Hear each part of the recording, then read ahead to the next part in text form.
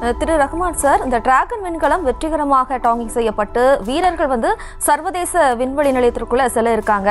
இந்த ISS உருவாக காரணம் என்ன? இதன் செயல்பாடுகள் எப்படி இருக்கும் சார்? சர்வதேச விண்வெளி ஆய்வு நிலையம் என்பது மனிதர்கள் தங்கி ஒரு விண்வெளி சூழல் புவியீர்ப்பு விசை உணர முடியாத ஒரு சூழலில் ஆய்வு மேற்கொள்வதற்காக ஏற்படுத்தப்பட்டிருக்கக்கூடிய ஒரு கட்டமைப்பு.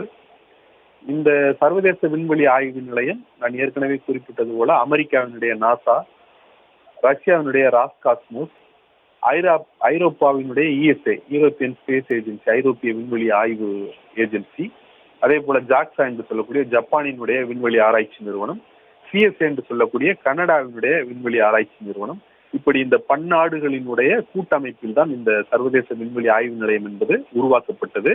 இதற்கு முன்னர் பல விண்வெளி ஆய்வு நிலையங்கள் உருவாக்கப்பட்டிருக்கின்றன. அப்படி உருவாக்கப்பட்ட விண்வெளி ஆய்வு நிலையங்களிலேயே மிகப்பெரியது இந்த ISS தான். இதுவரை உருவாக்கப்பட்ட விண்வெளி ஆய்வு நிலையங்களில் மிகப்பெரியது இந்த ISS என்று சொல்லக்கூடிய இந்த சர்வதேச விண்வெளி ஆய்வு நிலையம் தான். இந்த சர்வதேச விண்வெளி ஆய்வு நிலையத்தை பொறுத்தவரையில் அது 2 பகுதிகளை கொண்டது. ரஷ்யன் ஆர்பிட்டல் செக்மெண்ட் என்று சொல்வார்கள், அது முழுக்க ரஷ்யாவால் உருவாக்கப்பட்டது. அதே போல US ஆர்பிட்டல் செக்மெண்ட் என்று சொல்வார்கள், அது அமெரிக்கா, ஐரோப்பிய விண்வெளி ஆய்வு நிலையம், ஜப்பான் மற்றும் கனடா விண்வெளி ஆராய்ச்சி நிறுவனங்களுடைய கூட்டில் உருவாக்கப்பட்டதாகும்.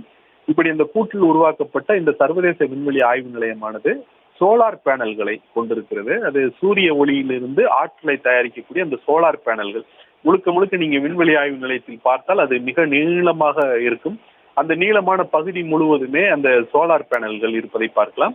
அது சூரிய வெளிச்சத்தின் மூலமாக ஆற்றலை, எரிசக்தி, தேவையான பவர் எனர்ஜியை உருவாக்குவதற்காக அந்த சோலார் பேனல்கள் அமைக்கப்பட்டிருக்கின்றன. இவை தவிர இந்த விண்வெளி ஆய்வு நிலையத்திற்குள் மாடியூல்கள் என்று சொல்லக்கூடிய மாடியூல்கள் என்று ஒவ்வொரு அலகாக பிரித்திருக்கிறார்கள். அறிவியல் ஆய்வுகளுக்கான மாடியூல் அலகுகள் உண்டு. அதே போல செல்லக்கூடிய அந்த விண்வெளி வீராங்கனைகள் தங்குவதற்கான அந்த தங்குமிடம் உண்டு. அதே போல பொருட்களை சேர்த்து வைப்பதற்கான சேமிப்பகம், ஸ்டோரேஜ் உண்டு. இது தவிர்த்து அந்த ஸ்பேஸ், இங்கிருந்து செல்லக்கூடிய அந்த விண்கலங்களை கட்டுப்படுத்தக்கூடிய அந்த பகுதி உண்டு. இது தவிர்த்து செல்லக்கூடிய விண்கலங்கள் டாக் ஆகி அங்கு பொருந்தி இருக்கக்கூடிய அந்த டாக்கிங் அண்ட் பெர்த் யூனிட்ஸ் என்று சொல்வார்கள். அந்த டாக்கிங் பெர்த் யூனிட் 8 டாக்கிங் யூனிட்டுகள் இருக்கின்றன. ஒரே நேரத்தில் 8 விண்கலங்கள் அங்கு சென்று அந்த டாக் ஆக முடியும். அதற்கு தகுந்தவாறு 8 பெர்த்துகள் அங்கு இருக்கின்றன என்பதை பார்க்கிறோம். இப்படி ஒரு விரிவான ஏற்பாடுகளை கொண்டதுதான் இந்த சர்வதேச விண்வெளி ஆய்வு நிலையம். ஒரு வகையில் இது சொபிஸ்டிகேட்டட் என்று கூட சொல்வார்கள். அந்த அளவிற்கு உள்ளே வசதிகள் இருக்கின்றன. உடற்பயிற்சி கூடங்களாக இருந்தாலும் சரி, அது தேவையான உணவு மருந்து பொருள்களாக இருந்தாலும் சரி, இப்படி எல்லா வகையிலும் பார்க்கும் பொழுது ஒரு விரிவான வசதிகள் கொண்ட ஒரு பெரிய சர்வதேச விண்வெளி ஆய்வு நிலையமாக அது இருக்கிறது.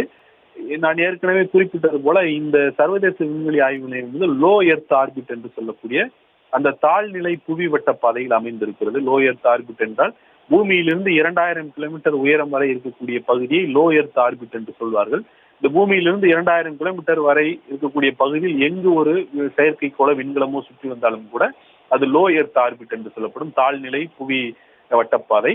இந்த லோ எர்த் ஆர்பிட்டில் தான் இந்த சர்வதேச விண்வெளி ஆய்வு நிலையமானது சுற்றி வருகிறது. அது பூமியிலிருந்து 400 கிலோமீட்டர் உயரத்தில், சராசரியாக ஒரு 400 கிலோமீட்டர் உயரத்தில் சுற்றி வருகிறது. அப்படி ஒரு மணி ஒரு 90 நிமிடங்களுக்கு ஒரு முறை இது பூமியை சுற்றி வருகிறது. நாளொன்றுக்கு 15 முறை பூமியை சுற்றி வருகிறது.